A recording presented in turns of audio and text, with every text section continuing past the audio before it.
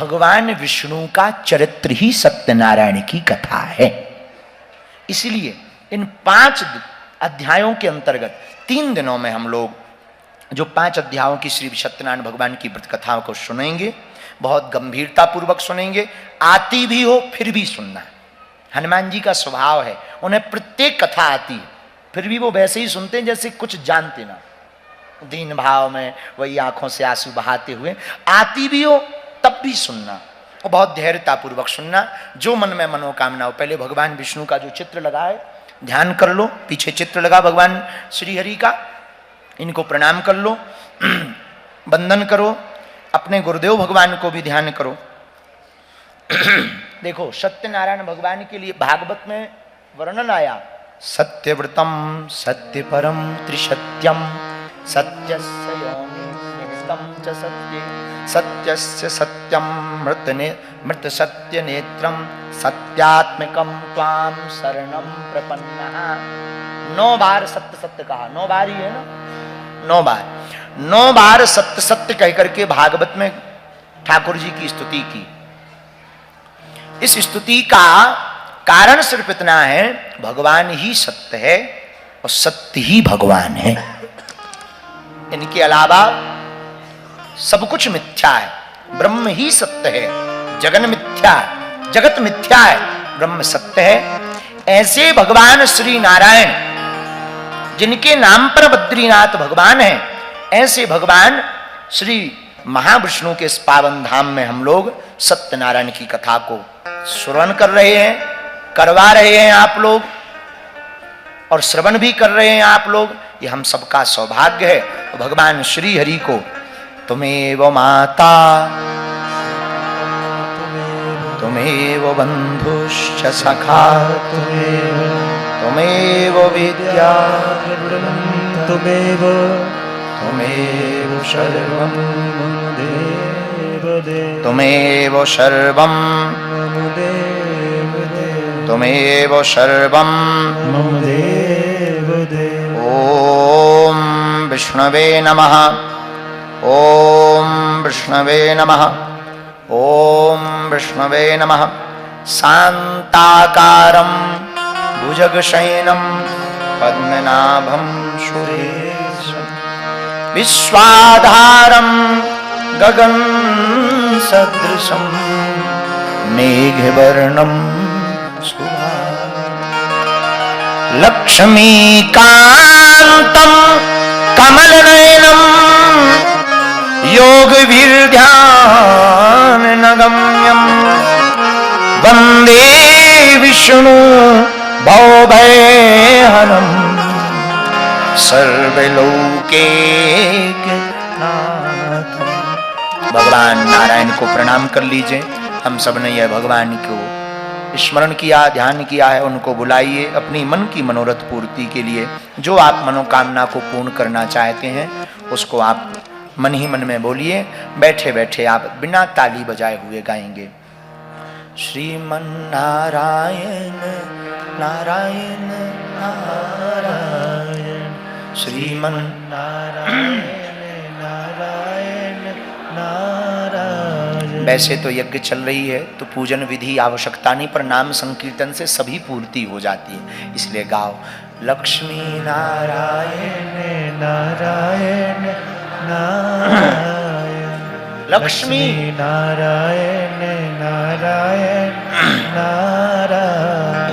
जो नारायण नाम लेते हैं, नारायण नाम लेते हैं, पाप होते सब छारायण। हाँ पाप होते सब छारायण। श्रीमन नारायण नारायण नारायण लक्ष्मी नारायण नारायण नारायण। सूर्य नारायण नारायण नारायण सूर्य नारायण नारायण नारायण। चंद्र नारायण नारायण नारायण श्रीमन नारायण नारायण श्रीमन नारायण नारायण नारायण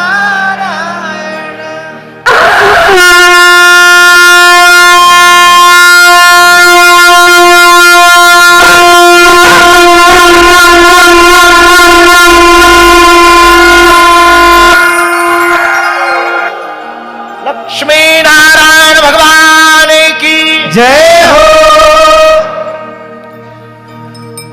श्री सत्यनारायण भगवान की जय हो। अथ प्रथमोऽध्यायः एकदानेमी सारण्ये ऋषिया सौनकादया।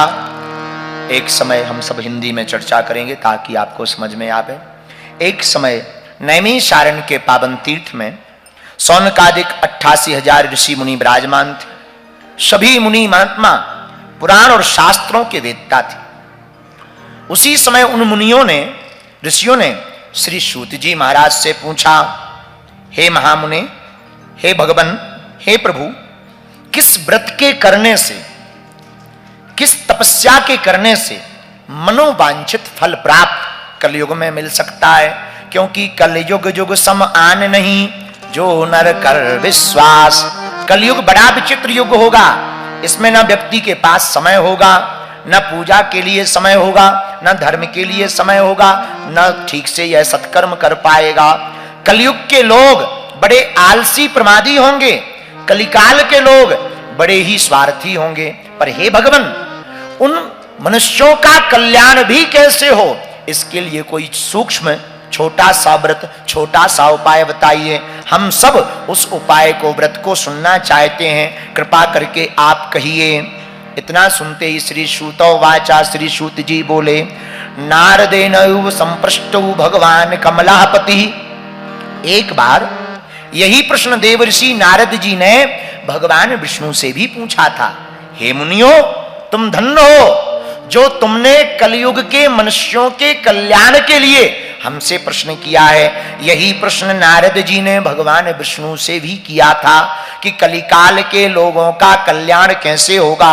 वह कम समय में, क्योंकि तपस्या के लिए समय नहीं मिलेगा, जप के लिए समय नहीं मिलेगा, तप के लिए समय नहीं मिलेगा, यज्ञ बैठने में समय नहीं निकाल पाएगा। ऐसे अल्प समय में वह कैसे पुण्य को प्राप्त करे, कैसे फल को प्राप्त करे, कृपा करके हमको बतलाइए। जब योगी राज श्री नारद जी ने संसार के नाना योनियों में जन्मे हुए मनुष्यों के कल्याण के लिए भगवान श्री हरि से प्रार्थना की और कहा, हे भगवान, नाना योनियों में जन्मे हुए मनुष्य नाना प्रकार के दुखों से, क्लेशों से युक्त रहेंगे, नाना प्रकार के भोग भोगेंगे, कष्ट पाएंगे। इनके दुखों का निवारण कि सुनिश्चित रूप से कैसे नाश हो सकता है, ऐसा हमारे मन में विचार है, हमको कहिए। भगवान श्री नारद जी उनके पास पहुंचकर भगवान श्री विष्णु का ध्यान करते हैं, स्वरूप का ध्यान करते हैं, प्रार्थना करते हैं। 4 भुजाओं वाले भगवान नारायण हैं। इनके एक हाथ में शंख है, एक हाथ में चक्र है, एक हाथ में वज्र है, एक हाथ में पद्म है। बन की माला भगवान श्री हरि पहने हैं। विष्णु भगवान के गले में बन की माला है। भगवान विष्णु का शुक्ल वर्ण है। कैसा वर्ण है? वर्ण का मतलब स्वरूप कैसा है? शुक्ल वर्ण है। नील जैसा स्वरूप है भगवान का। शुक्ल वर्ण के श्री हरि भगवान विष्णु नारायण हैं। भगवान श्री हरि के स्वरूप को देखकर देवर्षि नारद जी देव स्तुति करने लगे, कहने लगे, हे भगवान, आप वाणी व मन से परे हैं, अनंत स्वरूप वाले हैं, अनंत शक्ति संपन्न हैं। आपका न आदि है, न मध्य है, न अंत है। आप तीनों से रहित हैं।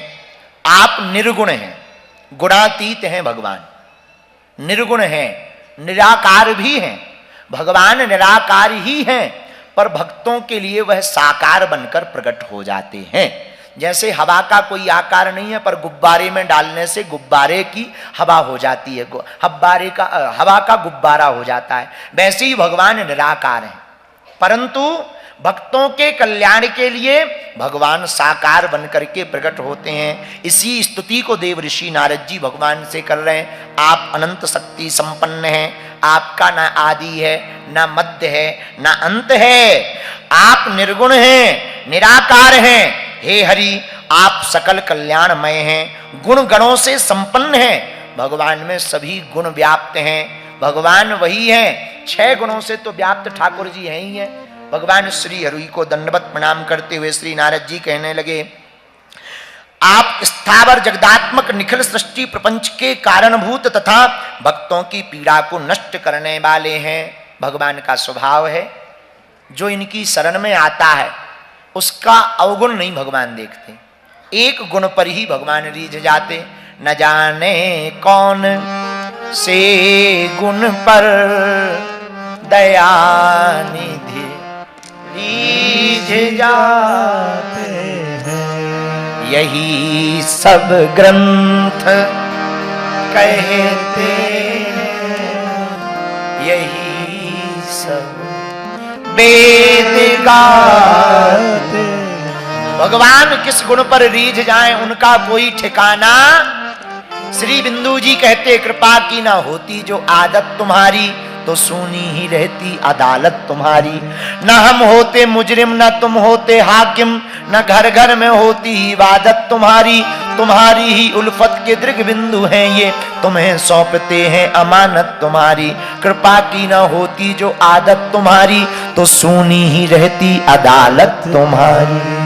तो नारद जी प्रार्थना करते, हे प्रभु, आप भक्तों की पीड़ा को नष्ट करने वाले परमात्मन हो, आपको नमस्कार है।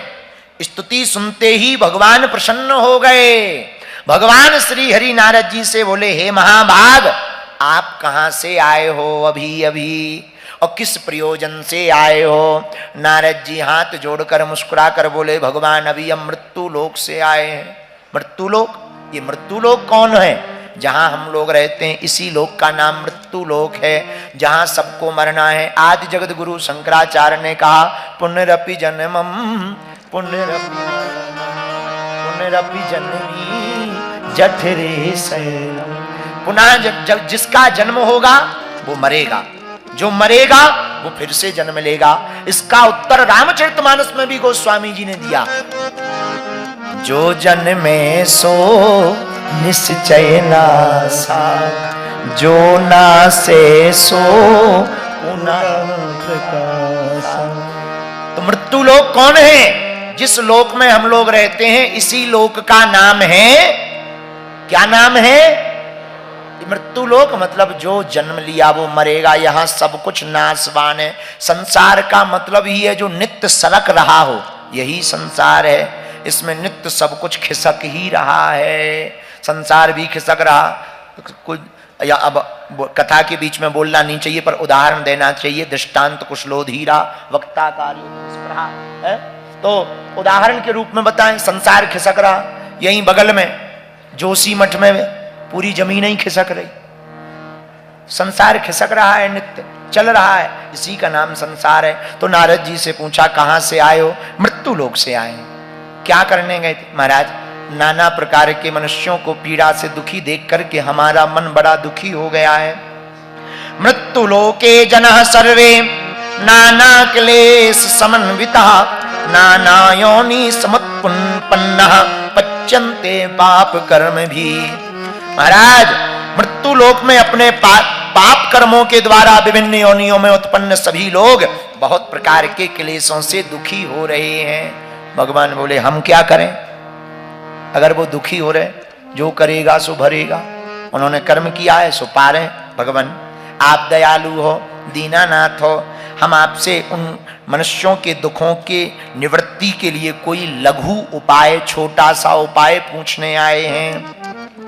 अगर आप वह उपाय बता देंगे आपकी बड़ी कृपा होगी। इतना कहते ही भगवान मुस्कुरा करके नारद जी से बोले, धन्य है साधु, साधु साधु साधु, धन्य हो धन्य हो। साधु कौन? अष्टादश पुराणेषु व्यासस्य वचनम द्वयम, परोपकाराय पुण्याय पापाय परपीडनम। साधु कौन है? जो परोपकार की भावना से जीवन जीता है, जो दूसरों के हित के लिए जीता है, जो केवल अपने लिए जिए वो दानव, जो अपने साथ साथ दूसरों के लिए जिए वो मानव, और जो केवल दूसरों के लिए जिए वही साधु कहलाता है। तो धन्य है नारद जी। साधु साधु साधु कहते हुए भगवान मुस्कुरा करके बोले, हे वत्स, संसार के ऊपर आपने अनुग्रह करने की इच्छा से बहुत अच्छी और उत्तम बात पूछी है।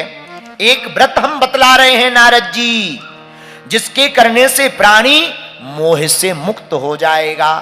मतलब देखो, संसार में जितना भी दुख है वो मोह का है। मोह मूल बहुसूल प्रद त्यागहु तम अभिमान। रामचरितमानस में भी आया, मोह ही सबसे बड़ा कष्ट है। पुराने जमाने के महात्मा अपने गांव में नहीं रहते थे, 100-150 किलोमीटर दूर भजन करते थे, अब मठ बनाते थे, आश्रम। क्यों? क्योंकि गांव में रहेंगे तो मोह उत्पन्न होगा, भाई से मोह उत्पन्न होगा, पिता से मोह उत्पन्न होगा, चाचा से मोह उत्पन्न होगा, ताई से मोह उत्पन्न होगा, फिर कष्ट होगा, वो दुखी होंगे तो दुख होगा, फिर दुख में सम्मिलित होंगे तो फिर साधु में और गृहस्थी में अंतर क्या रह जाएगा। तो मोह मूल बहुसूल प्रद त्यागहु तम अभिमान। अच्छा, मोह से बचने का उपाय क्या है? भगवान ने कहा, हे नारद जी, प्राणियों को मोह से मुक्त करने का एक उपाय बताता हूं, सुनो। स्वर्ग और मृत्यु लोक दोनों में दुर्लभ हैं। हम भगवान सत्यनारायण का एक महान पुण्यप्रद व्रत बतला रहे हैं। आपके स्नेह के कारण इसी समय हम उसको बतला रहे। हे नारद जी, जो सत्यनारायण भगवान के व्रत को अच्छी प्रकार विधि विधान से भगवान सत्यनारायण का व्रत करेगा, वह मनुष्य शीघ्र ही संसार के समस्त सुखों को पाकर, लोक के समस्त सुखों को पाकर परलोक में मोक्ष को प्राप्त करेगा। नारद जी प्रणाम करते हुए बोले, जय हो जय हो जय हो। भगवान, वो कौन सा उपाय है आप हमको बतलाइए। किम फलम किम विधानम चा कृतम कैनेव तद्व्रतम तत्सर्वं विस्तराद ब्रूहि कदा कार्यम व्रतम प्रभु। नारद जी बोले, हे प्रभु, इस व्रत को करने का नियम क्या है? सत्यनारायण भगवान के व्रत करने का विधान क्या है? उसका फल क्या है?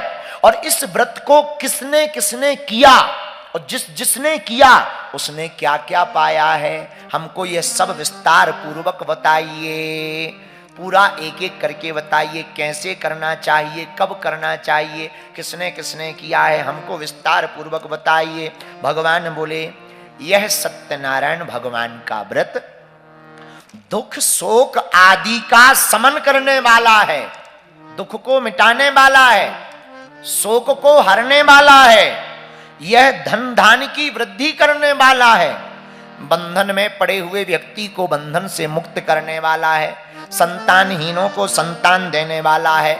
यह सत्यनारायण भगवान का जो व्रत करेगा, सत्यनारायण का व्रत मतलब सत्य के व्रत को जो करेगा, सत्य के पालन को जो करेगा, सत्य पर जो चलेगा, सत्यनारायण की जो चर्चा करेगा, जो सत्य का अनुसरण करेगा, हे नारद जी, उसकी सर्वत्र सब जगह विजय होगी, धन से युक्त हो जाएगा, बंधन से मुक्त हो जाएगा, सौभाग्य संतान प्राप्त होगी। जिस किसी दिन भी यह भक्ति और श्रद्धा समन्वित होकर भक्ति भाव से इस व्रत को करेगा, उसकी मन वांछित इच्छा पूर्ण हो जाएगी। जय हो महाराज। कब करना चाहिए? किसी भी दिन। कथा को, सत्यनारायण की कथा करने का कोई भी दिन निश्चित नहीं है। कब, कौन सी तिथि? किसी भी तिथि। कितने समय? इसका समय बताया।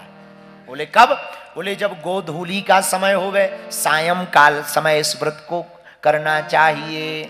आजकल के जमाने में 8 ही बजे सत्यनारायण की कथा हो के बोले महाराज बहू बेटा भूखे हैं, कथा कर दो। 8 ही बजे पूरी हो जाती है, फिर कहते महाराज हर अमावस्या सत्यनारायण सुन रहे, कुछ नहीं हो रहा, ठटरी के बरे हैं। अरे भाई, सत्यनारायण के नियम को तो समझ लो। 4 अंकों का 4 डिजिट का पासवर्ड है, 3 डिजिट बढ़िया डालो, 1 डिजिट गड़बड़ डाल दो तो क्या पासवर्ड का लॉक खुलेगा? जब तक 4 डिजिट ठीक नहीं डालोगे तब तक नहीं खुलेगा। वैसे ही सत्यनारायण व्रत कथा का नियम है। कब करना चाहिए? कभी भी, किस दिन? किसी भी दिन। लेकिन कितने समय? सायंकाल समय, जब गौ के खुर से धूल उड़ने लगे तब सत्यनारायण भगवान की कथा को कैसे करना चाहिए? ब्राह्मणों को बुलाकर अपने बंधु बांधवों के साथ, परिवार के साथ धर्म में तत्पर होकर सायंकाल भगवान के व्रत को करना चाहिए। महाराज, इसमें सामग्री क्या लगती है? नैवेद्य के रूप में, इसमें सामग्री में बताया, नैवेद्य के रूप में आटा का चूर्ण, आटा के अभाव में साठी का चूर्ण, पदार्थ को जमा कर लेवे। केले का फल होना चाहिए। कल सब लोग केला लेकर के आएंगे और पंडित जी भी यहाँ पर केले का खम्भ लगवा दें तो बहुत अच्छा है। केले का फल, घी, दूध, गेहूं का चूर्ण, गेहूं के चूर्ण के अभाव में साठी का चूर्ण मतलब चावल का चूर्ण, शक्कर या गुड़, यह सभी सामग्री जमा कर लें, एकत्रित कर लें। इसको एकत्रित करने के बाद सायंकाल ब्राह्मणों को बुला करके भक्ति भाव एकाग्रचित मन से कथा के मध्य में, इस व्रत के मध्य में, सत्यनारायण संकल्प के मध्य में मन में विचलितता नहीं लानी चाहिए। मन के हारे हार है, मन के जीते जीत, मन के हारने से हार है, मन के जीतने से ही जीत है। इसलिए मन को एकदम सावधान होकर के हमको सत्यनारायण भगवान के व्रत को करना चाहिए और व्रत पूजन करना चाहिए। ब्राह्मणों की वाणी को मानना चाहिए। जब सायंकाल पूजन हो जावे फिर ब्राह्मणों को भोजन कराना चाहिए। ब्राह्मणों को भोजन कराने के बाद में बंधु बांधवों को भोजन कराना चाहिए। विप्राय दक्षिणाम दद्दात कथम श्रुत्वा जने सह ततश्च बंधुर्भि सार्धम विप्राश्चम प्रति भोजयेत। कथा की दक्षिणा भी ब्राह्मण को देनी चाहिए।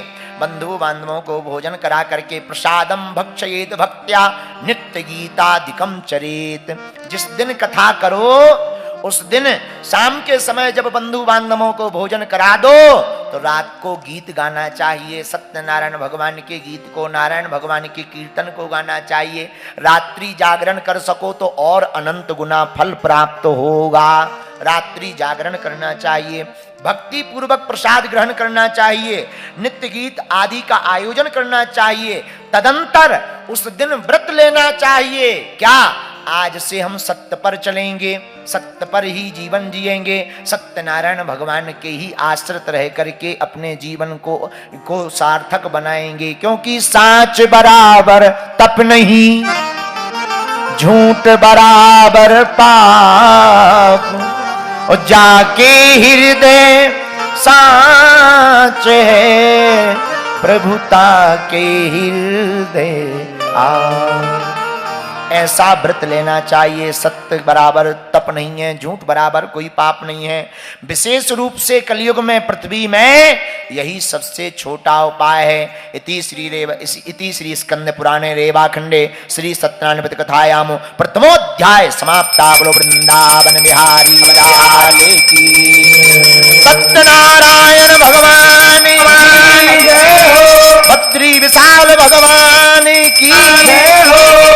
हल्दी चावल वहीं सामने छोड़ दो, दक्षिणा हमारे पास छोड़ना।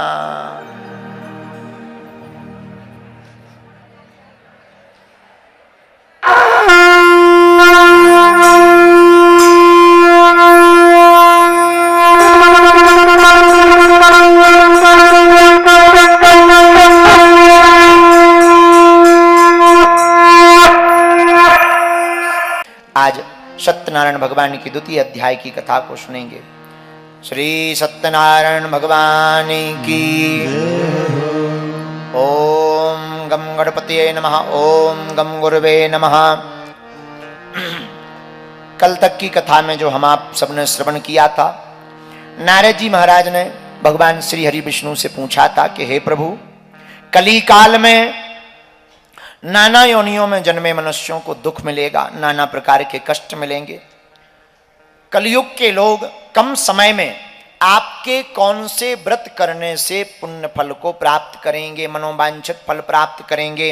किस साधारण व्रत, कम समय के व्रत को करने से उनके नाना प्रकार के दुख संकट मिट जाएंगे, धन धान से परिपूर्ण हो जाएंगे। भगवान श्री हरि ने नारद जी को कहा था कि जो भी भक्त, जो भी साधक हमारी सत्यनारायण व्रत कथा को प्रेम पूर्वक भाव पूर्वक करेगा, उसकी सभी मनोकामनाएं पूर्ण होंगी, धन धान से संपन्न हो जाएगा, निर्धन धनवान बन जाएगा, संतानहीनों को संतान की प्राप्ति होगी, बंधन में पड़े हुए व्यक्ति बंधन से मुक्त हो जाएंगे। उसका विधि पूर्वक भगवान श्री हरि ने नारद जी को उपाय भी बतलाया था। अब द्वितीय अध्याय में श्री सूतोवाच, अब दूसरे अध्याय में वर्णन आता है जिन्होंने सत्यनारायण भगवान की कथा को किया उनको क्या क्या फल प्राप्त हुआ। कश्चित काशीपुरे रम्ये, आहा, काशीपुरी नगरी में एक ब्राह्मण रहता था। वह अत्यंत निर्धन ब्राह्मण था। भूख प्यास से व्याकुल होकर के वह ब्राह्मण नित्य पृथ्वी पर घूमा फिरा करता था। भगवान ब्राह्मणों को बड़ा प्रेम करने वाले हैं, क्योंकि रामायण में भी वर्णन आया, विप्रधेनु सुर संत हित लीन मनुज अवतार। भगवान ब्राह्मणों से बड़ा प्रेम करते हैं। ब्राह्मण को, निर्धन ब्राह्मण को देख करके भगवान को दया आ गई। ब्राह्मण का काम क्या था? वह बूढ़ा ब्राह्मण, वृद्ध ब्राह्मण घर घर जाकर भिक्षा मांगता था और भिक्षा मांग करके ला करके अपने परिवार का, स्वयं का भरण पोषण करता था। एक दिन भगवान को दया लगी। भगवान ने उस ब्राह्मण के पास एक बूढ़े ब्राह्मण का रूप धारण करके कहा, हे विप्र, तुम नित्य दुखी हो करके पृथ्वी पर क्यों घूमते हो? हमसे कहो, क्या मन में इच्छा है?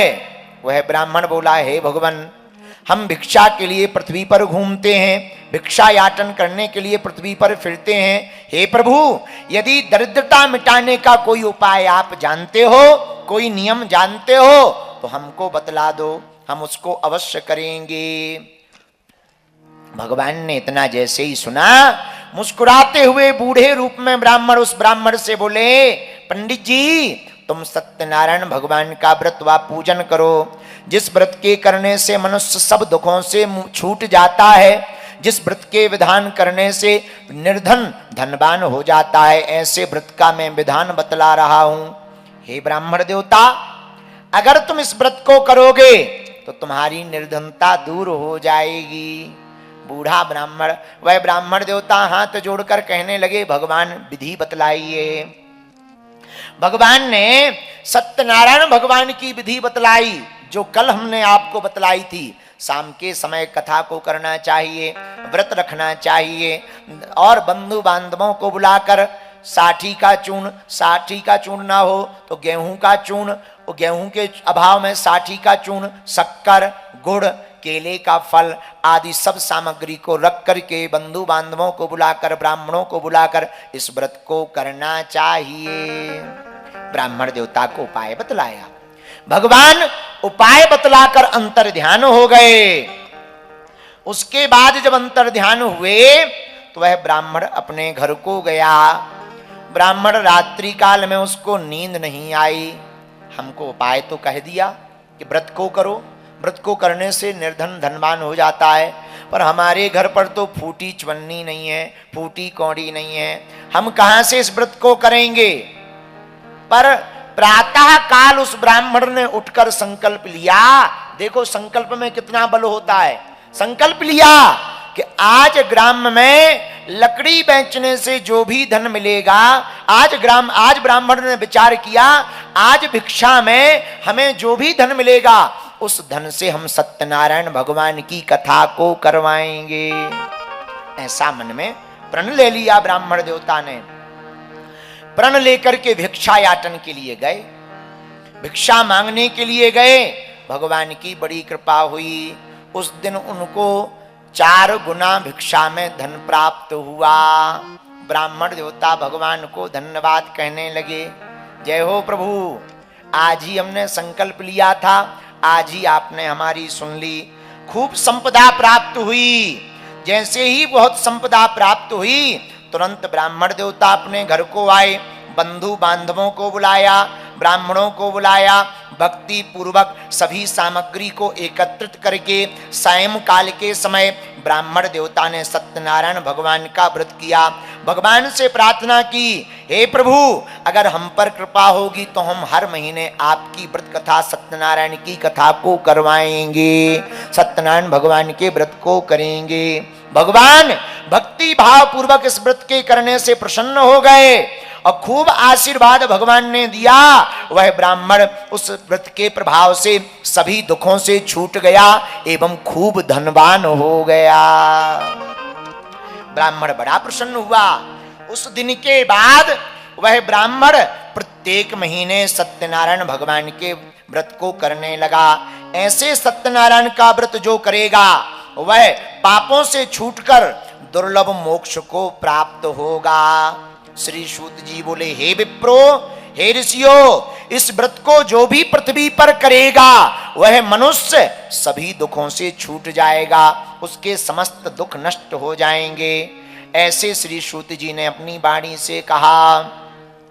ऋषियों से कहते हुए कहा, सूत जी बोले, हे मुनियों और सुनो, इस ब्राह्मण की देखा देखी करके और किसने सत्यनारायण भगवान के आशीर्वाद को पाया। एक दिन वही ब्राह्मण धन के और विस्तार के लिए सत्यनारायण की कथा कर रहा था, भावपूर्वक श्रद्धापूर्वक अपने भवन में।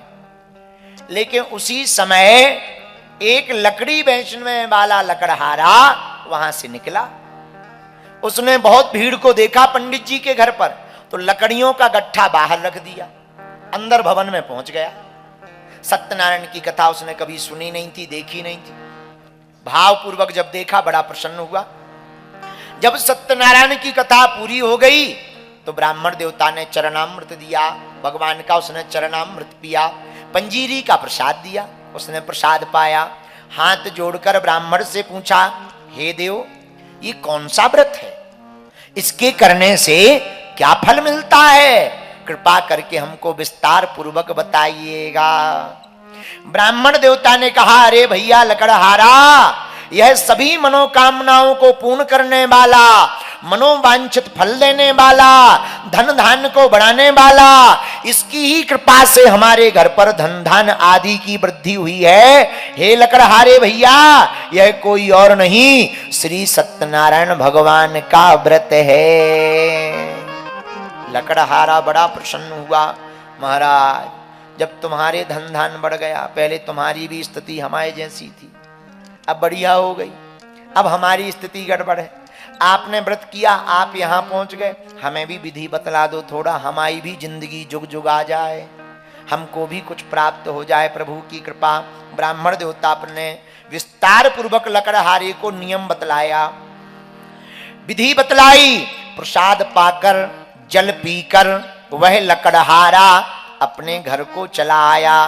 पर मन ही मन में चिंतन करता हुआ आया कि आज ग्राम में लकड़ी बेचने से जो भी धन मिलेगा उससे मैं सत्यनारायण भगवान के उत्तम व्रत को करूंगा। भगवान की ऐसी माया, भगवान क्या नहीं कर सकते जिस पर भगवान की कृपा हो जाए। रामायण में वर्णन आया, जा पर कृपा राम की होई, ता पर कृपा करे सब कोई। जिस पर राम की कृपा होती है उस पर सभी लोग कृपा करने लगते हैं। लकड़हारे ने कहा, हे प्रभु, अगर हमारी लकड़ी बेचने से बढ़िया धन मिलेगा तो हम सत्यनारायण भगवान के व्रत को करवाएंगे। भगवान की कृपा से जो लकड़ियों का गट्ठा अपने सिर पर रख कर के ले जा रहा था, प्रभु की ऐसी कृपा हुई कि वह लकड़ियां चंदन की बन गईं। तो पहले के दिनों में काष्ठ मूल्यम च द्विगुणम प्राप्तवान सौ, उसको दुगना धन प्राप्त हुआ लकड़ियों का, इतना आज तक नहीं मिला। उसने कहा, बढ़िया उपाय है, सोचने और संकल्प करने मात्र से दोगुना धन मिल गया। वाह!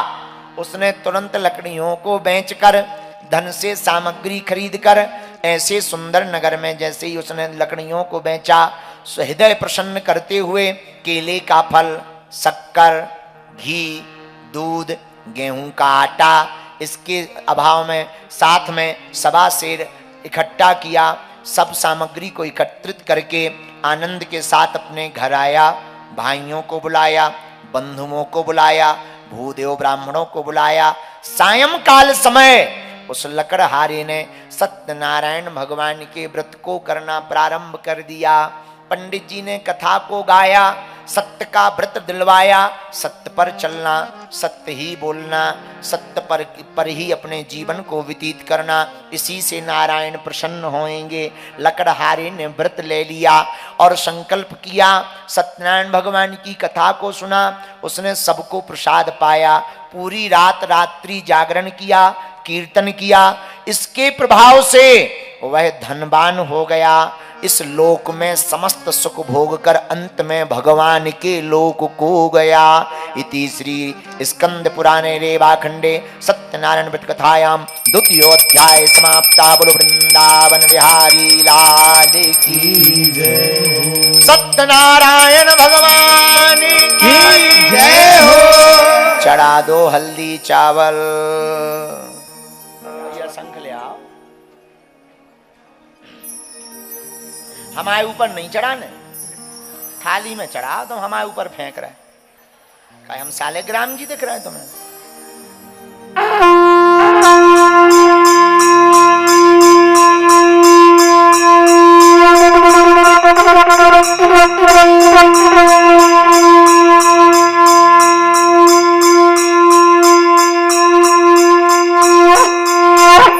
हल्दी चावल ले लो। अथ तृतीयो अध्याय। आप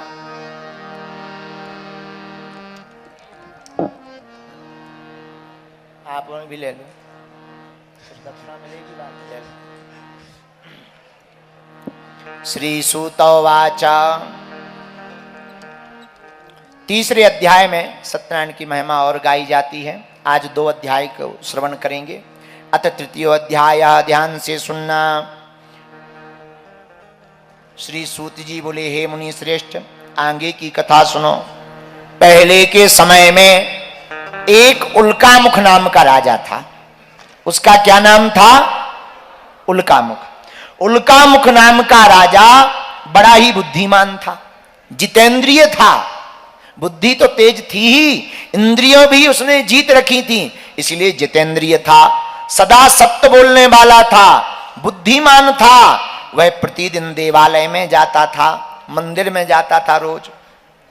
ब्राह्मणों को, साधुओं को धन देता था, ब्राह्मणों को प्रसन्न करता था। उसकी पत्नी भी कमल के समान मुख वाली साध्वी, सती साध्वी थी। उन दोनों ने संतान की कामना के लिए भद्रशिला नदी के किनारे सत्यनारायण भगवान का व्रत किया। राजा के पास सब कुछ था, लेकिन एक कमी थी। क्या? संतान नहीं थी। और एक संत कहते थे, पति बिन सूनी मांग, पुत्र बिन है घर सूना। स्त्री कितनी भी सुंदर हो, पर अगर सिंदूर से मांग ना भरी हो तो ठीक नहीं लगती। किसी राजा के घर पर कितना भी राजपाट हो, धन हो, दौलत हो, पर संतति ना हो तो वो धन किसी काम का नहीं है। कौन संचालित करेगा, कौन चलाएगा, किसके लिए है? तो राजा के पास सब कुछ था, लेकिन संतान नहीं थी। तो राजा ने अपनी पत्नी, जो कमल के समान मुखवाली थी, उसके साथ में जो है सत्यनारायण भगवान का व्रत किया। भद्रशिला नदी के किनारे पर सत्यनारायण की कथा कर रहे थे। उसी समय धन से परिपूर्ण एक नाव आई। उस नाव में एक साधु नाम का वैश्य बनिया बैठा हुआ था। वह वैश्य व्यापार के भाव से इस तरफ आया था। नाव को तीर के किनारे खड़े कर कर राजा के पास आ गया।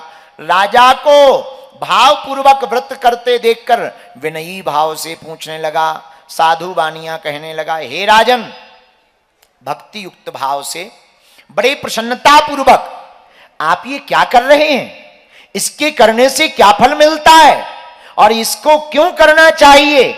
इस समय मेरी सुनने की इच्छा है, मुझको बताओ। राजा बोले, हे साधु बानिया, हम पुत्रादि प्राप्ति की कामना के लिए बंधु बांधवों के साथ अतुल तेजस्वी संतान के लिए भगवान सत्यनारायण का व्रत और पूजन कर रहे हैं। साधु नाम का बनिया बोला, महाराज क्या सत्यनारायण का व्रत करवाने से संतान होगी?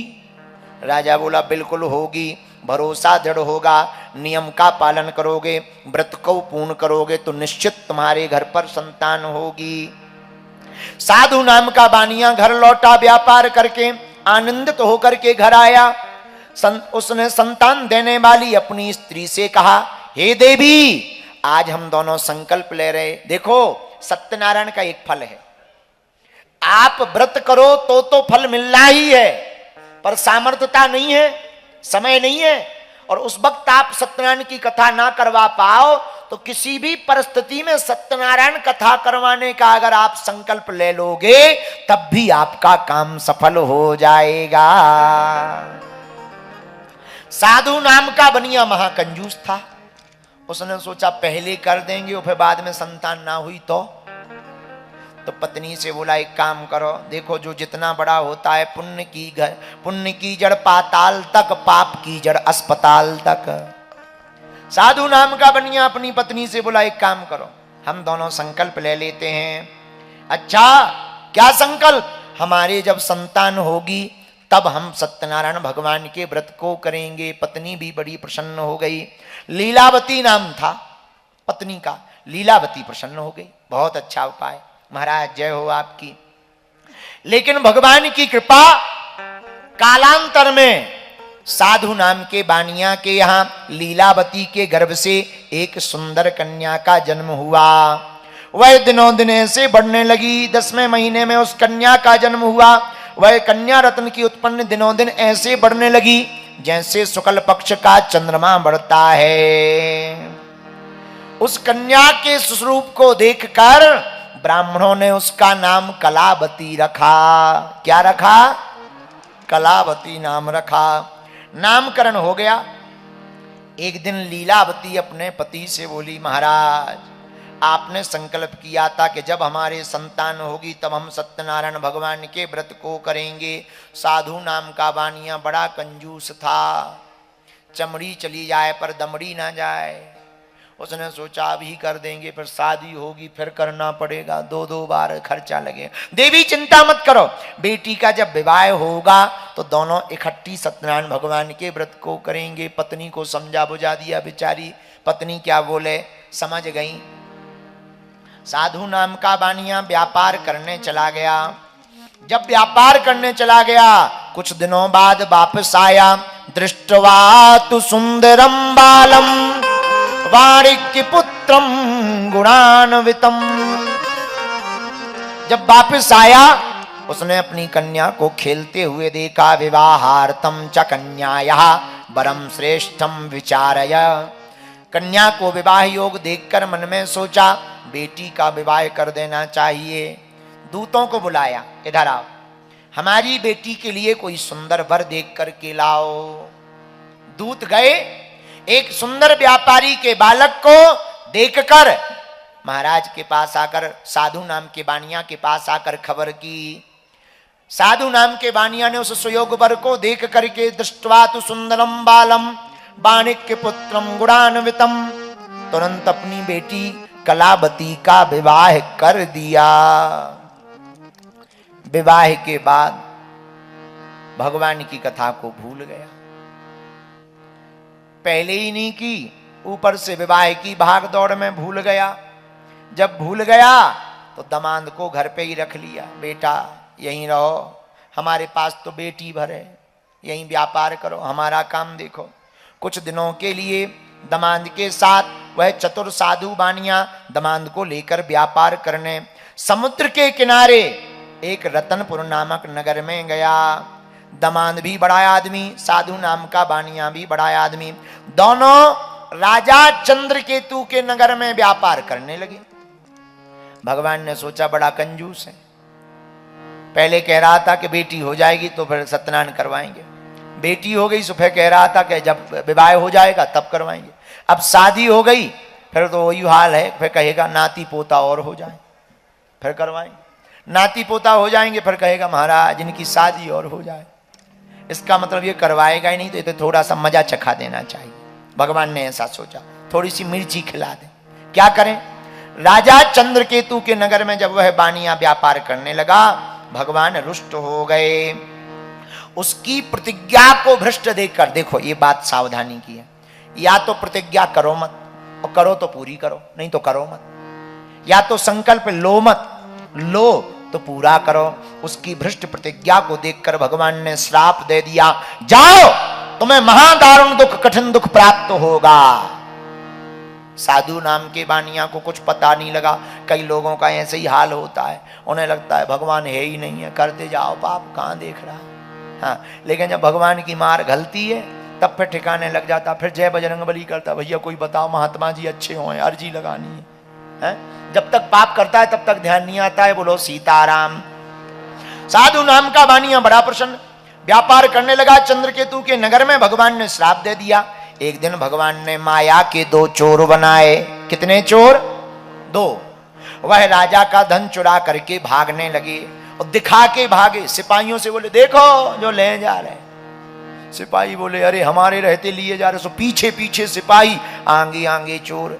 इतने माया के चोर गजब के थे कि उन्होंने इतनी तेज दौड़ लगाई कि चोरों ने कहा, सोचा सिपाहियों को पता लगे कि हम यहां जा रहे हैं। और जिस भवन में वह बानिया और दामाद ठहरा था, वहीं पर चोरों ने जाकर धन को रख दिया और माया के चोर गायब हो गए। 2 चोर, ये भी 2। सिपाही ने समझा यही है। बानिया को और दामाद को, दोनों को पकड़कर ले गए। राजा के सामने जाकर खड़ा किया, महाराज हमने आपके धन को चुराने वाले 2 चोरों को पकड़ लिया है, आप आज्ञा करें। राजा ने कहा इनका धन छीन लो, इनको कठोर कारावास में डाल दो। दोनों खूब सफाई देते रहे, पर भैया जब लाठी घलती राम की नहीं चलती किसी की। भगवान की लाठी बड़ी खतरनाक है, इसलिए तो हमने पहले ही कहा पुण्य की जड़ पाताल तक, पाप की जड़ अस्पताल तक। साधु नाम का बानिया रोने लगा, कारागृह में पड़ा। इधर सत्यनारायण भगवान की माया के कारण उसकी बात को किसी ने नहीं सुना। राजा चंद्रकेतु ने सारा धन छीन लिया और श्राप के कारण उसके घर पर भी चोरी हो गई। ले हमारे एक संत कहते थे, बाढ़ही धन अनीत को 10 बरस तक राय, 10 ते 11 जो लगे जरा मूढ़ते जाए। अनीति का धन 10 साल तक टिकता है, 10 से 11 लगते ही जरा मुड़ से चला जाता है। इसने भगवान के संकल्प को पूरा नहीं किया तो खुद भी जेल में गया और घर पे भी चोरी हो गई, सो कंगाल हो गए। बेटी और माँ दोनों भिक्षा मांग करके जीवन जीने लगे। लो आ गई ज्यों के त्यों। बोलो जय सिया राम। शरीर में पीड़ा, मन में चिंता, भूख प्यास से दुखी होकर के लीलावती कलावती घर घर घूमने लगी। एक दिन कलावती बड़ी देर रात को घर आई। एक जगह ब्राह्मण के घर सत्यनारायण की कथा को देखकर बैठ कर के सुनने लगी। रात को प्रसाद पाकर घर आई। माता प्रेम बहुत करती थी कलावती से। कन्या से बोली, हे बेटी इतनी रात तक कहाँ रही? तेरे मन में क्या है? क्या तू मुझे नरक में ले जाएगी, मेरी नाक कटवाएगी? यह सुनकर कलावती बोली, नहीं माँ, हम एक ब्राह्मण के घर पर थे, वहां पर हमने सत्यनारायण भगवान का व्रत होते देखा। लीलावती को याद आ गया कि तेरे पिता ने संतान प्राप्ति के लिए इस संकल्प का व्रत लिया था। हो ना हो ये सत्यनारायण भगवान का ही श्राप हो। तुरंत पड़ोस में जाकर सामग्री को मांगा। कन्या के वाक्य सुनकर साधु वैश्य की स्त्री सत्यनारायण का व्रत करने के लिए तैयार हो गई, उद्यत हो गई। उस स्त्री ने बंधु बांधवों को बुलाया, सत्यनारायण भगवान की कथा की और सत्यनारायण की कथा के अंत में कहा, हे प्रभु मुझसे, मेरे पति से, मेरे दमान से जो भी अपराध हुआ हो क्षमा कर दो, हमसे भूल हो गई, अज्ञानी है। भगवान प्रसन्न हो गए। छड़े रुष्टा छड़े तुष्टा, रुष्टा तुष्टा छड़े छड़े। भगवान थोड़े में प्रसन्न हो जाते हैं और थोड़े में नाराज हो जाते हैं। भगवान प्रसन्न हो गए। प्रसन्न भय राजा चंद्रकेतु के स्वप्न में गए। ए राजा उठ, सुबह होते ही जो 2 चोर तुमने कारागृह में बंद किए हैं खोल देना, वरना पूरा राज्यपाट नष्ट कर देंगे, धमकी दे दी। राजा की 3 ही बजे रात को नींद खुल गई। और कौन नाश करवाना चाहे, भगवान बोल रहे, दिमाग खराब हो गया। रात को ही उठ बैठा। सुबह सभा लगी, सभा में अपना स्वप्न सुनाया। ब्राह्मण बोले महाराज खोल दो, काय को बर्बाद करवा रहे, खोल दो। दोनों को बुलाया, साधु और दामाद को बुलाया। भगवान की कृपा से दोनों ने आकर हाथ जोड़ लिए। कैदियों की तरह उनको बांध करके लाए थे, पर उनको खुलवा दिया, हाथ जोड़ लिए। राजा ने तो जो धन लिया था, उस जो छीना था वह भी लौटा दिया, दुगना दे दिया। दोनों बड़े शर्म के मारे नीचे सिर करें। राजा चंद्रकेतु बोले आप शर्म मत करो, ये आपका अपराध नहीं है, देव अपराध था आपसे। कोई अपराध हो गया था तुमसे, देवताओं का अपराध हो गया था, इसलिए तुमने दुख को पाया है। दोनों वैश्य राजा चंद्रकेतु को नमस्कार करके कुछ नहीं बोल पाए। दुगना धन ले लिया। दुगना धन लेकर के प्रसन्न मन से बड़े भाव पूर्वक अपने घर को चलने लगे।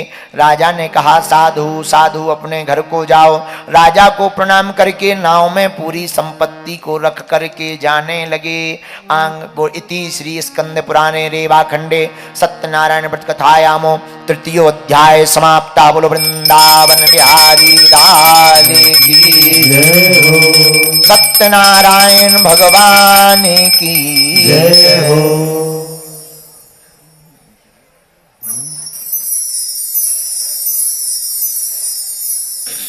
छोड़ दीजिए, आदमन के मूड पे ना फेंको, वहीं अपनी थाली में रख लो।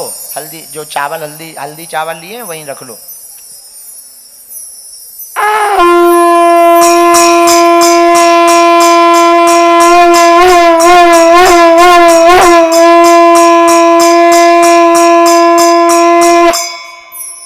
बोलो सत्यनारायण भगवान की जय हो। आज अब 4th अध्याय की कथा को गाएंगे। लक्ष्मी नारायण भगवान की जय हो।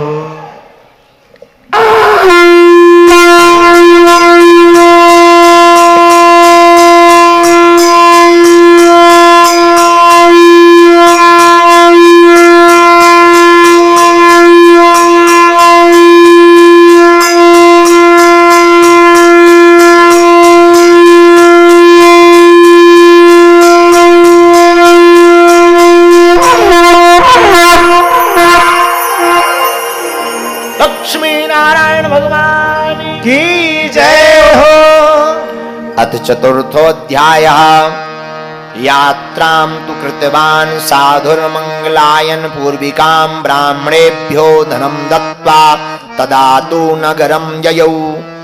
कियद् दूरे गते साधौ सत्यनारायणः प्रभु जिज्ञासां कृतवान् साधो किमस्ति तौ नौ स्थितम्। श्री सूत जी बोले हे मुनियों, जब वह साधु नाम का बानिया राजा के पास से धन लेकर के अपने नगर को चलने लगा तो मंगलाचरण किया। ब्राह्मणों को उसने धन भी दान में दिया और अपने नगर के लिए जाने लगा। साधु बानिया कुछ ही दूर निकला ही था कि भगवान ने सोचा इसकी परीक्षा ले ली जाए, अभी भी इसने सत्य को अपनाया है या नहीं, सत्य को स्वीकार किया या नहीं, सत्य बोलेगा या नहीं। ऐसा भगवान ने विचार किया। भगवान सन्यासी का भेष धारण करके परीक्षा लेने के लिए आए। नाव में धन भरा हुआ, मद से चूर। जब सन्यासी जी ने आकर के पूछा कि हे साधु बानिया, तुम्हारी नाव में क्या है, क्या भरा है, तब धन के मद में चूर दोनों महाजन, दोनों साधु बानिया और उसका दामाद अब हेलना पूर्वक हंसते हुए बोले अरे महात्मा, अरे ओ दंडी स्वामी, आप क्यों पूछते हो? क्या तुम्हारा धन चुराने का इच्छा है? क्या धन लेने की इच्छा है? महाराज, हमारी नाव में तो लत्ता पत्रादि भरे हुए हैं। झूठ बोल दिया कि हमारी नाव में धन नहीं है, लता पत्रादि भरे हुए हैं। यह बात सुनकर के दंडी सन्यासी का रूप धारण करने वाले भगवान ने कह दिया, जाओ, तुम्हारा वचन सत्य हो। निष्ठुरम चावचः श्रुत्वा सत्यम भवतु ते वचः। जाओ, तुम्हारा वचन सत्य हो। ऐसा कह करके भगवान कुछ दूर जा करके समुद्र के किनारे बैठ गए। जाकर जब भगवान बैठ गए, इधर साधु नाम का बानिया दंडी स्वामी के जाने के बाद नित्य क्रिया करके निवृत्त हुआ, स्नान आदि करके निवृत्त हुआ, और घर जाने के लिए जैसे ही नाव के पास आकर देखा तो जो नाव धन से भरी हुई दबी थी, वह लता पत्रादि की बाणी दंडी सन्यासी की लग गई। वह नाव ऊपर पानी में आ गई और इतराने तैरने लगी जैसे उसमें कुछ हो ही ना। साधु नाम के बानिया को संदेह उत्पन्न हुआ। पहले तो नाव थोड़ी पानी में झुकी हुई थी, अब ऊपर आ गई, क्या बात है? जैसे ही जल में जाकर, नाव में जाकर के देखा, अत्यंत आश्चर्य में पड़ गया। नाव में धन की जगह लता पत्ते भरे हुए हैं। यह देख करके मूर्छित हो करके जमीन पर गिर पड़ा, अचेत हो गया। बड़ी मुश्किल से तो डबल धन मिला था, वो ही चला गया। अब पत्र, लता पत्र आदि बन गए, पत्ते बन गए, फूल बन गए, लता टहनियां बन गई हैं। रोने लगा, मूर्छित हो करके जमीन पर जब गिर पड़ा, दमाद जगाने की कोशिश करने लगा, खूब चिंता में पड़ गया। तब दमाद ने जगाया, प्रयत्न किया और कहा कि आप शोक ना करें। आप शोक क्यों करते हैं? ये तुम्हारे झूठ बोलने का ही परिणाम है। लगता है यह श्राप दंडी स्वामी की वचन का प्रभाव है। उन्होंने श्राप दे दिया। अब अगर वह वैसा ही चाहते हो तो चलो उनकी शरण में चलते हैं, सत्य का पालन करते हैं, वह सब कुछ कर सकते हैं, इसमें कोई संशय नहीं है। हमें उन्हीं की शरण में चलना चाहिए। साधु बानिया ने सोचा, मरते क्या नहीं करते, बर्बाद तो हो ही गए, चलो। दमाद के साथ में दंडी स्वामी जहां किनारे पे बैठे थे वहीं आ गए। महाराज प्रणाम, आपकी जय हो। आदर पूर्वक प्रणाम करने लगा। पहले अवहेलना पूर्वक हंस रहा था, अब आदर पूर्वक प्रणाम कर रहा। काम पड़े कछु और है, काम करे कछु और, ब्याह होते के बाद में नदी सिरावत मोर। काम निकलते ही कुछ और है, काम पड़ते ही कुछ और है। पहले अवहेलना करके साधु की मजाक बनाकर हंस रहा था ये, अब जब सब बर्बाद हो गया तो भगवान याद आ गए। ये हम लोगों का भी यही हाल है। जब तक सब कुछ बढ़िया बढ़िया चकाचक रहता है तब तक कुछ याद नहीं आते। जहां घुटनों का दर्द हो जाए, बेटा बेकार निकल जाए, घाटा लग जाए, सोई बागेश्वर धाम याद आ जाते हैं। तो एक संत ने कहा, दुख में सुमिरन सब करे, दुख में सुमिरन सब करे, सुख में करे न को। और जो सुख में सुमिरन करे, सो दुख काहे को। रोने लगा। महाराज जैसी गया, हमने आपके सामने असत्य भाषण को कहा, हमारे अपराध को क्षमा करो।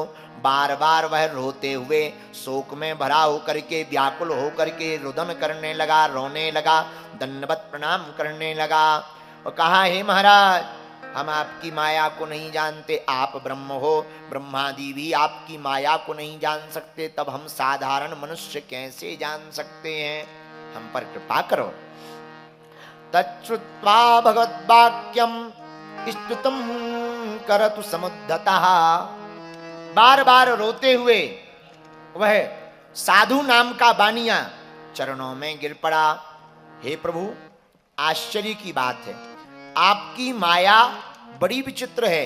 आपकी माया से सभी मोहित हो जाते हैं। देवता भी आपके गुण और रूपों को नहीं जान पाते, फिर मैं मूर्ख आपकी माया से मोहित क्यों ना हो जाऊं। आप प्रसन्न होइए, मैं अपनी धन और संपत्ति के अनुसार आपकी पूजा करूंगा, मेरी रक्षा करो, पहले के समान मेरी नौका में धन भर दो। भगवान उसकी भक्ति युक्त वाणी को सुनकर के प्रसन्न हो गए। भगवान ने अभीष्ट वर प्रदान किया, जाओ तुम्हारी नाव में, नौका में जैसा धन था वैसा ही हो जावे। जय हो महाराज। जैसे ही उसने वापस नाव में आकर देखा, नाव धन से परिपूर्ण पाई, बड़ा प्रसन्न हो गया। तुरंत ब्राह्मणों को बुलाया। ब्राह्मणों को बुलाकर वहां तट पर रहने वाले लोगों के साथ भक्ति पूर्वक, विधि पूर्वक भगवान श्री सत्यनारायण की कथा को करवाया एवं सत्य बोलने का व्रत लिया। नाव में संभल करके बैठ गया, अपने देश के लिए प्रस्थान करने लगा। वह साधु नाम का बानिया जब भगवान की कथा कर लिया तब अपने देश को आया। जैसे ही नगर के नजदीक पहुंच गया, सामने उसे रतनपुरी नगरी दिखाई दे रही। दमान से कहा, देखो अपनी नगरी आ गई है। एक दूत को किनारे से कहा, जाओ घर पर खबर करो नगरी में कि हम जो है बहुत सा धन लेकर के नगर में साकुशल दोनों वापस आ गए, ऐसी खबर हमारे घर पर जाकर दो।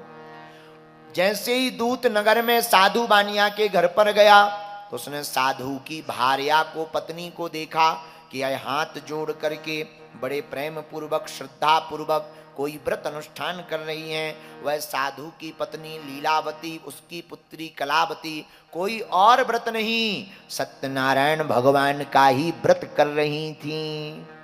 इतने में दूत आ गया। आपकी जय हो। हाँ, क्या बात है, क्यों आए हो? मैया, अपने नगर के निकट में आपके स्वामी जी, आपके पतिदेव, साथ में दामाद, दोनों लोग साकुशल बहुत सा धन धान लेकर के वापस आ गए। इतना सुनते बड़ी प्रसन्न हुई, कलावती भी प्रसन्न हुई। लीलावती ने अपनी पुत्री से कहा, बेटी तुम सत्यनारायण की कथा पूरी करके आओ, थोड़ी रह गई है, हम दर्शन करने जा रहे हैं, हम पति के दर्शन कर लें, बहुत दिन हो गए, हम दर्शन करने जा रहे हैं। इतना कह करके चली गई। और तुम भी सत्यनारायण भगवान का व्रत पूर्ण करके तुम भी प्रसाद पा करके आ जाना। पर लीलावती ने अनसुना कर दिया। व्रत तो पूरा किया, पर पति के स्नेह के कारण, पति के दर्शन के कारण उसने सोचा प्रसाद बाद में पा लेंगे, पहले पति के दर्शन कर लें। प्रसाद को अलमारी में रख दिया और दौड़ती हुई पति के दर्शन को गई। इससे भगवान सत्यनारायण रुष्ट हो गए। और साधु नाम का बानिया तो किनारे पर खड़ा था, पर कलावती का पति नाव में बैठा था संपत्ति के पास। उसी समय भगवान ने ऐसी झोंका की लीला की, भयंकर हवा का झोंका लगा और देखते ही देखते कलावती के पति जिस नाव में बैठे थे, वो नाव, उसका पति, दोनों कब डूब गए पता ही नहीं चला। अब तो रोने लगी। ये क्या अपराध है? भगवान के प्रसाद को ना पाने का अपराध है। देखो, प्रसाद में 3 अक्षर हैं। कितने? प्रा, सा, दा। प्रा माने प्रत्यक्ष, सा माने साक्षात, दा माने दर्शन। जिसको पाते ही प्रत्यक्ष साक्षात दर्शन करने का अनुभव प्रतीत हो, उसी का नाम प्रसाद है। इसलिए प्रसाद को प्रेम पूर्वक, प्रा प्रेम पूर्वक, सा साक्षात, दा दर्शन मानकर भगवान के प्रसाद को पाना चाहिए, तिरस्कार नहीं करना चाहिए, वरना महापाप लगता है। ना पा पाओ, पोटली बना लो, थोड़ा सा किंचित मात्र पालो, पोटली बना लो, बांट दो, सबको दे दो, जो मिले दे दो। और ना पा पाओ, कोई है नहीं, गौ माता को पवा दो। गौ माता नहीं है, विदेश में रहते हो, जल में जीवों को पवा दो। पर भैया प्रसाद का तिरस्कार नहीं करना चाहिए। कलावती ने प्रसाद का तिरस्कार किया।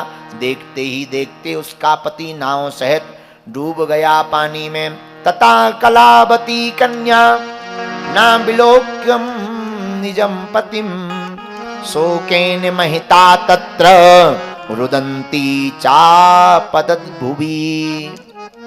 रोने लगी, हमारे पति देव चले गए हैं। तुरंत खड़ाउली और सती होने के लिए तैयार हो गई। उधर भगवान का सिंहासन डोला। भगवान ने देवताओं से पूछा, हमारी सिंहासन डोलने का कारण क्या है? तो देवता बोले, महाराज मृत्यु लोक में कोई स्त्री अपने पति के साथ सती होने के लिए आतुर है, सती होने चली है। भगवान बोले, किस कारण? बोले, प्रसाद ना पाने के कारण उसका पति नाव में डूब गया, जल में डूब गया नाव सहित। भगवान बोले जाओ व्योम वाणी कर दो, आकाशवाणी कर दो। तब तक साधु नाम का बानिया रोने लगा, लीलावती भी रोने लगी, हे भगवान हमसे क्या भूल हुई है, हमको क्षमा करो, हमारे दामाद से क्या अपराध हो गया। हे प्रभु यदि हमारा दामाद साकुशल सजीवित आ जाएगा, जीवंत हो जाएगा, सामने दिख जाएगा, मिल जाएगा, हम पुनः हर महीने आपके व्रत सत्यनारायण भगवान के व्रत को करेंगे। आकाशवाणी हुई, हे साधु नाम का बानिया, हे साधु बानिया, तुमने भगवान की कथा के प्रसाद का तिरस्कार किया है, इसलिए तुम्हारी बेटी का पति दिखाई नहीं पड़ता है। यही है प्रसाद, यदि यह प्रसाद पाकर सा सम्मान पूर्वक प्रणाम वंदन करके क्षमा याचना करे तो निश्चित ही पति प्राप्त होगा। आकाशवाणी जैसे ही सुनी, भागी हुई कलावती घर को गई, सत्यनारायण भगवान के व्रत को पुनः पूर्ण किया, भगवान के प्रसाद को पाया, दंडवत प्रणाम करके सत्यनारायण भगवान से क्षमा मांगी। और जैसे ही क्षमा मांगी, इधर भगवान की कृपा से वह तूफान शांत हो गया और उसका दामाद और नाव दोनों साधु नाम के बानिया के देखते ही देखते पानी के जल के ऊपर आ गए। साधु नाम का बानिया बड़ा प्रसन्न हुआ। अंत में हर पूर्णमासी को, संक्रांति को, वह साधु नाम का बानिया बंधु बांधवों के साथ, ब्राह्मणों के साथ सत्यनारायण भगवान के व्रत को करता रहा। इस संसार के समस्त सुखों को भोग कर अंत में वह वैकुंठ धाम को चला गया। इति श्री स्कंद पुराणे अंतर्गत रेवाखंडे श्री सत्यान्वित कथायामो चतुर्थ अध्याय समाप्ताला। बोलो वृंदावन बिहारी लाल की, सत्यनारायण भगवान की, लक्ष्मी नारायण भगवान की। अब पांचवा और अंतिम अध्याय, हल्दी चावल छोड़ दो, फिर से ले लो, पूरे ले लेगा, अगल बगल बांट लो। अत पांचवा अध्याय, पांचवें अध्याय में राजा तुंगध्वज नाम के राजा की कथा को कहते हैं। बोलो श्री बद्री नारायण भगवान की जय हो, सत्यनारायण भगवान की जय हो। श्री सूत जी बोले, हे मुनियों, अब इसके बाद हम पंचम अध्याय में दूसरी कथा को कहते हैं। सत्यनारायण भगवान के प्रसाद की महिमा की कथा है। एक राजा था, उसका नाम था तुंगध्वज। क्या नाम था? तुंगध्वज नाम का राजा था। उसने भी सत्यदेव भगवान के प्रसाद का परित्याग करके बड़ा दुख प्राप्त किया। एक बार राजा वन में गया, बहुत से पशुओं को मारा, शिकार करने गया, बहुत से पशुओं को मारा। एक बट के वृक्ष के नीचे आ गया। वहां उसने देखा कुछ गोप ग्वाल बैठे हुए बंधु बांधवों के साथ बड़े संतुष्ट होकर भक्ति भाव पूर्वक मनसा वाचा कर्म इंद्रिया मानो सभी प्रकार से किसी व्रत का पूजन कर रहे हों। राजा यह देखकर अहंकार के वश नहीं गया, न घोड़े से उतरा, न प्रणाम किया। कुछ लोगों को बड़ा घमंड होता है, वो कथा में भी सम्मान पाना चाहते, वो कथा में भी आते हैं तो उन्हें लगता है कि लोग हमें देखें, हमें जाने, और जो कथा करने वाले पंडित जी हैं वो तुरंत हमारा नाम लें। और अगर उनका नाम ना लो, उन्हें ना देखो, उन्हें कोई बैठने को ना पूछे, और अगर वो बैठ जाएं तो उन्हें कथा ऐसे लगती है जैसे सूजा चुभाए जा रहे हो, उनका मन नहीं लगता है।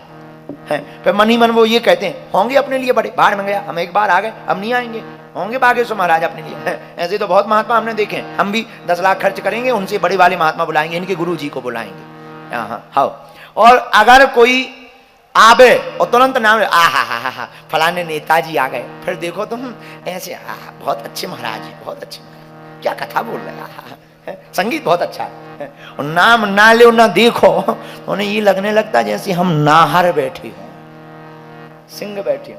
अनुभव की बात। ऐसे ही इस राजा के साथ हुआ। तुंगध्वज नाम का राजा वन में शिकार खेलने गया। वहां गोप ग्वालों को सत्यनारायण भगवान का व्रत होते देखा। राजा अहंकार के वश, अभिमान के वश न घोड़े से उतरा, न प्रणाम किया।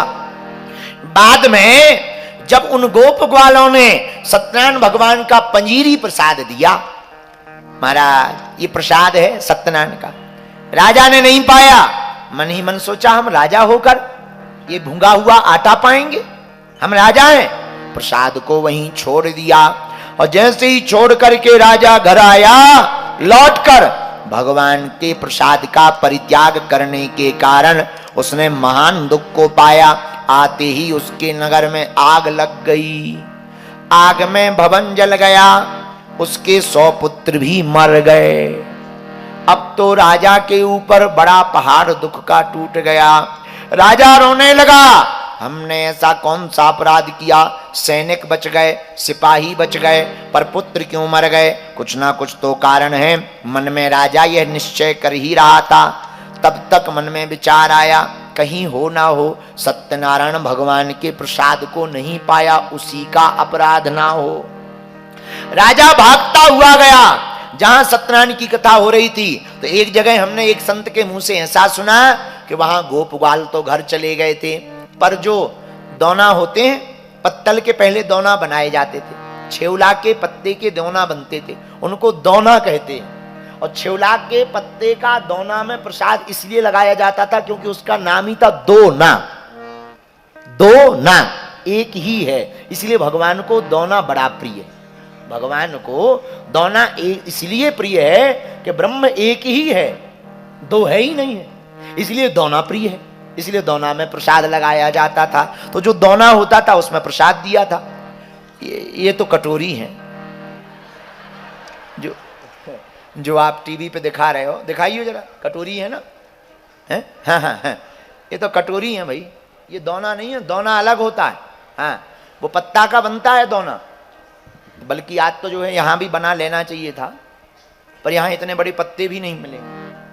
छेवला कहाँ मिलेगा यहाँ, छेवला नहीं, पर छेवला हो, जिसको आपकी भाषा में पलास कहते हैं, हमारे बुंदेलखंड में उसे छेवला कहते हैं।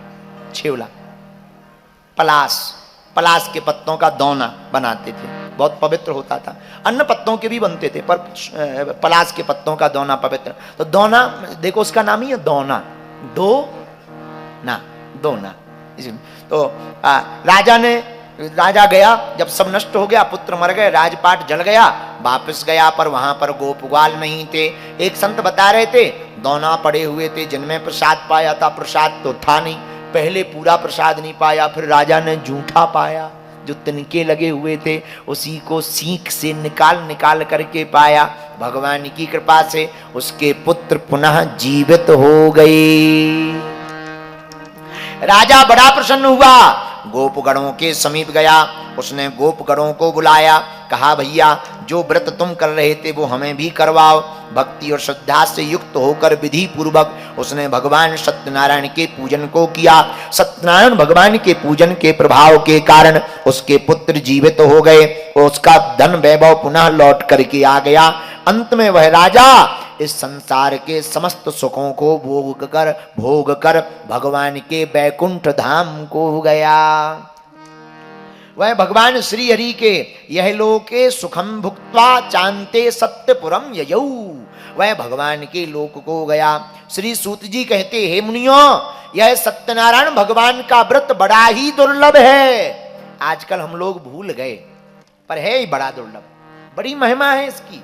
पर सत्यनारायण का व्रत का मतलब ये नहीं है कि तुमने 5 अध्याय घंटिया बजवाई, वृंदावन बिहारी लाल की जय, और बस इसके बाद में भोजन करो, आहा सत्यनारायण हो गई भैया, और फिर कहो गुरु जी कह रहे थे ऐसा होगा वैसा होगा, कुछ ऐसा वैसा हुआ ही नहीं।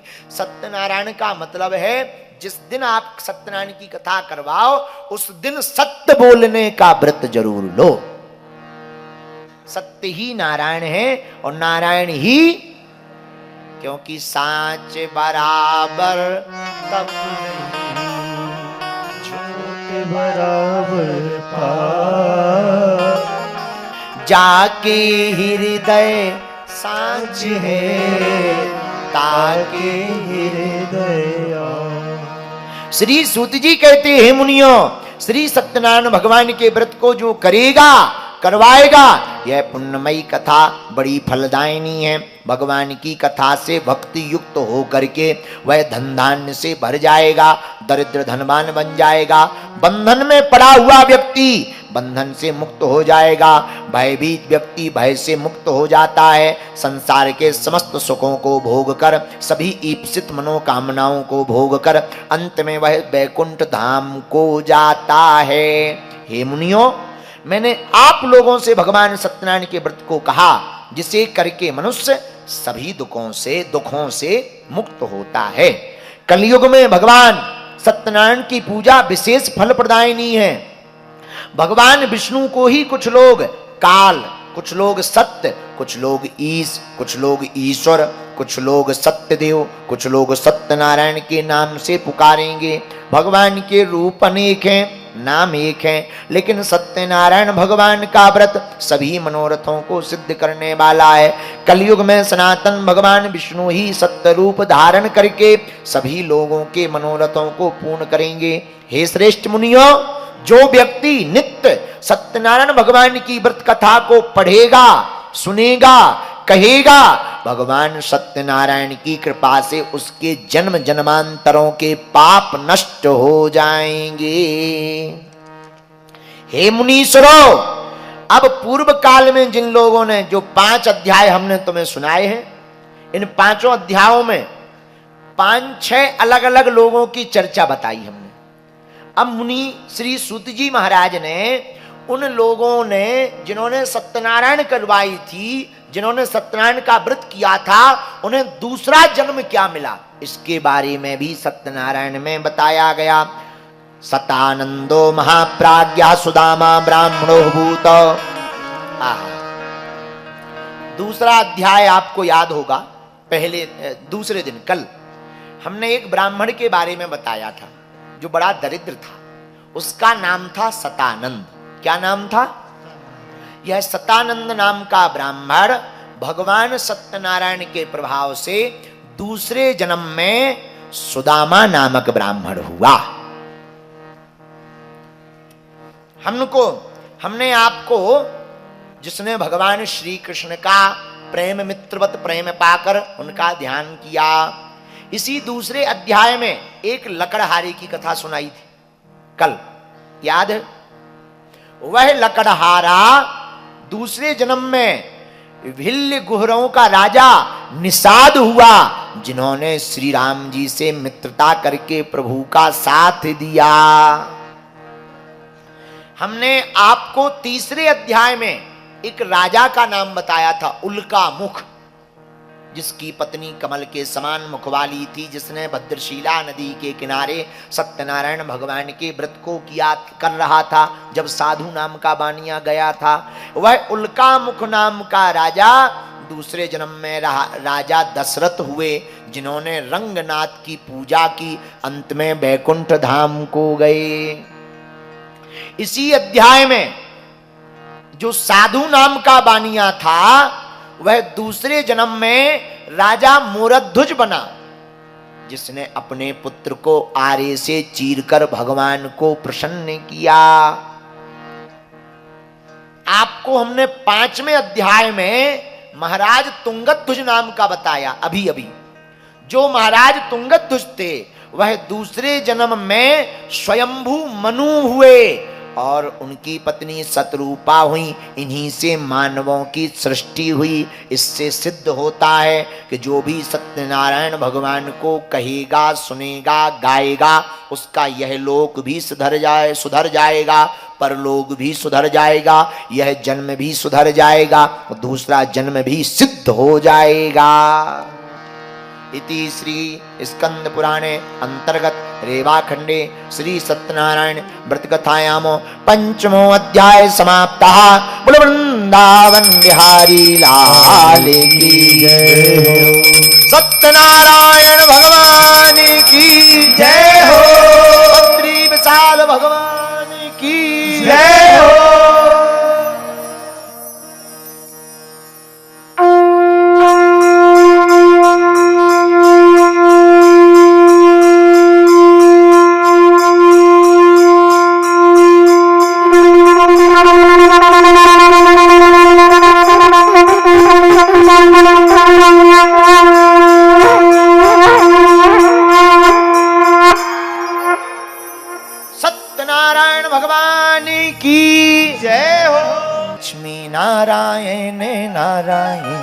हरि हरि लक्ष्मी नारायण नारायण हरि हरि सूर नारायण नारायण हरि हरि सूर्य नारायण नारायण हरि हरि लक्ष्मी नारायण नारायण हरि हरि नारायण नारायण हरि हरि सूर नारायण नारायण हरि हरि नारायण नारायण हरि हरि लक्ष्मी नारायण नारायण हरि लक्ष्मी नारायण नारायण हरि हरि जय जय नारायण नारायण नारायण हरि हरि लक्ष्मी नारायण नारायण हरि हरि जय जय नारायण नारायण हरि हरि जय जय नारायण